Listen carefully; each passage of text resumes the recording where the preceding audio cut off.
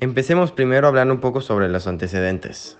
En las elecciones de 1988 se dio una lucha electoral, centrada principalmente entre Carlos Salinas de Gortari y Cuauhtémoc Cárdenas. Hubo hechos que hicieron pensar a un sector de la población que el PRI llevó a cabo un fraude en contra de Cuauhtémoc Cárdenas, que se llamó golpe de estado técnico. A pesar de la inconformidad, Carlos Salinas llegó a la presidencia el 1 de diciembre de 1988. Algunos de los aspectos políticos que tuvo el gobierno de Salinas fueron: en 1991 y 1992 le dio fin a la reforma agraria y reformó la Constitución en los artículos 3, 5, 24, 27 y 130, y las leyes en materia agraria.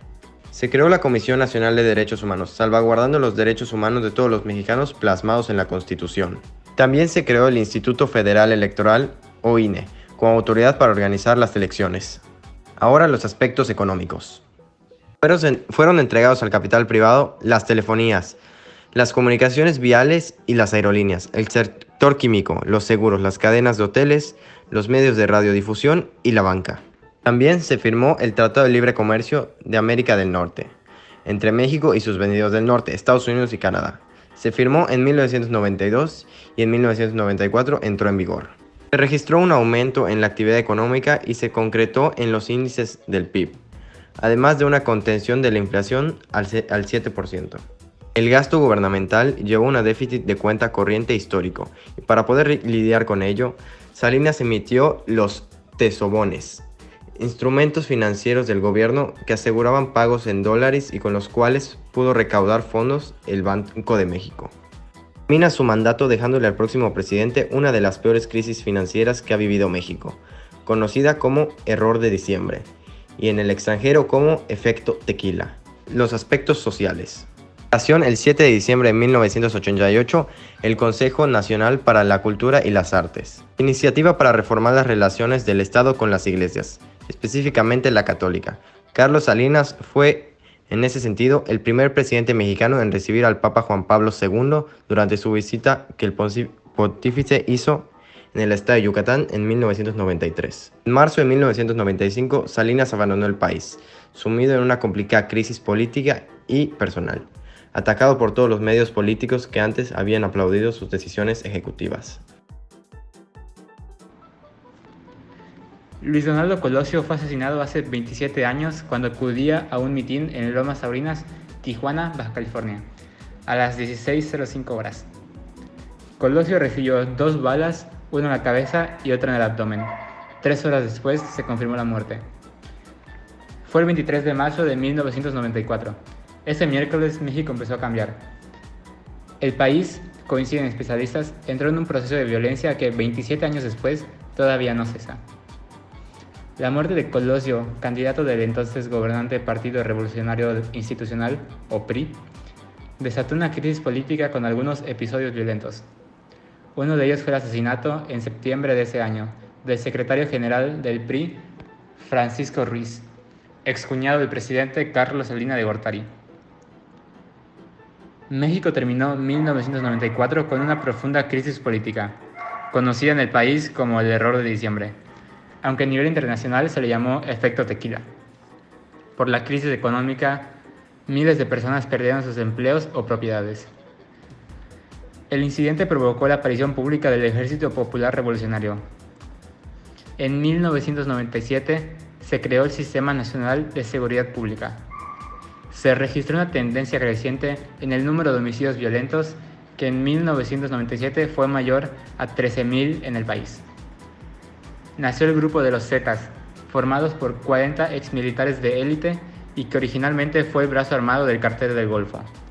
Años después, se convirtió en una de las organizaciones de narcotráfico más violentas de la región, según autoridades.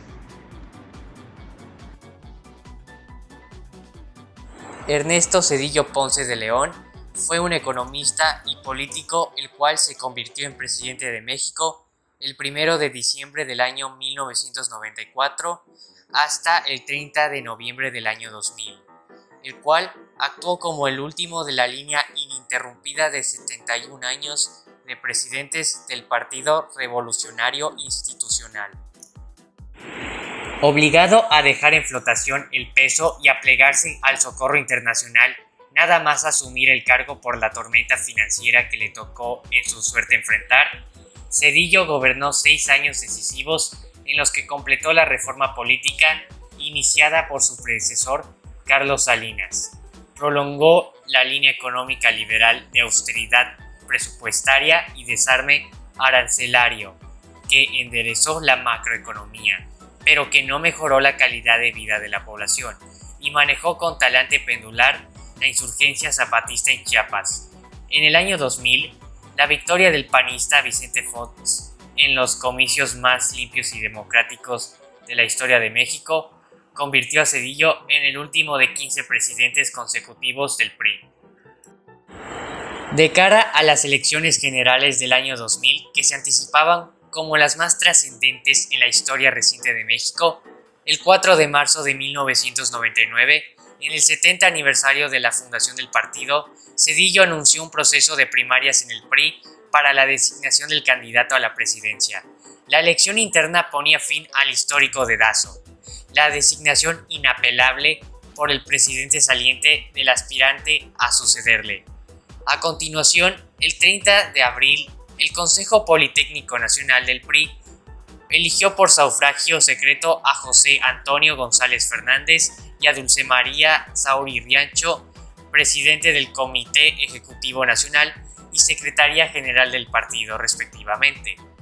Sus mandatos estaban limitados en el tiempo, siendo su único cometido y no baladí organizar el inédito proceso de primarias. González, identificado como uno de los dignatarios más próximos a Zedillo, a quien venía asistiendo como secretario de Trabajo y Previsión Social, se había quedado como el único candidato a presidir la máxima instancia ejecutiva del partido después de que los demás aspirantes, con Rodolfo Echeverría Ruiz a la cabeza, se retiraran alegando falta de equidad en el proceso de selección.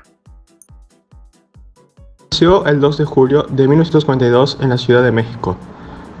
Vicente Fox pasó sus primeros años en el rancho San Cristóbal, del municipio de San Francisco de Rincón, en compañía de 8 hermanos. Cursó la mayor parte de sus estudios básicos en instituciones católicas, Calle de la Salle e Instituto Lux en León, y estudió la licenciatura de Administración de Empresas en la Universidad Iberoamericana León, teniendo la carta de pasante hasta el año 1909. En 1965 entró a trabajar en la compañía Coca-Cola, primero como distribuidor local, después como supervisor de ruta de camiones repartidores, y en 1970 llegó a ser director nacional de operaciones. En 1961, director de mercadotecnia, para en solo 11 años asumir la presidencia de División de América Latina, transformándose así en el gerente ejecutivo más joven en la historia de la compañía transnacional. En el año 2000, Fox representó a la Alianza por el Cambio, compuesta por el PAN y el Partido Verde, y con el apoyo de Porfirio Muñoz Ledo, candidato presidencial del ahora extinto partido PAN, logró un histórico triunfo sobre el partido el PRI, con casi el 42,5% de los votos, lo cual es suficiente en la legislación electoral para declarar un candidato ganador. La legislación mexicana no contempla una segunda vuelta electoral. Vicente Fox asumió la presidencia con uno de los índices de popularidad más altos en la historia reciente de México.